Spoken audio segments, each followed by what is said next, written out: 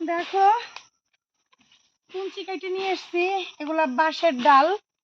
বাঁশের ডালকে বলা যায় এটা কিভাবে, যে গাছের ডাল যদি হয় তো এটা তো বাঁশ গাছ, বাঁশ গাছের ডাল, কিন্তু মূলত এটাকে হচ্ছে বলে কুঞ্চি। তো 2 পিস কুঞ্চি কাটছি, দেখাই দিদি। এটাকে সুন্দর করে সাইজ করব বাড়ি নিয়ে, কারণ ভিটে কাটায় এতক্ষণ থাকা ঠিক না। জিন, পরি, পিচাস, রাক্ষস, ভূত, কত কিছু এটা ধরতে পারে এমন বাঁশ ঝোপের ভিতরে। দেখো বাঁশ ঝোপের ভিতরে এত কিছু থাকে, শয়তান ময়তান, তাই ভাবলাম তাড়াতাড়ি করে কাটি। আমরা একটু এখন পাট খেতের দিকে যাব, চলো।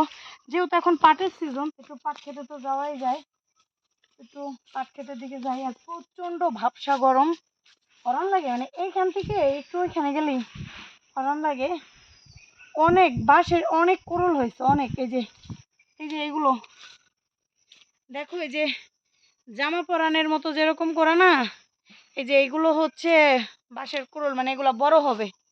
ভিতরে আর ঢুকলাম না, সাপ থাকতে পারে, তো যতটুকু ঢুকছি তো অনেক, আর দরকার নাই।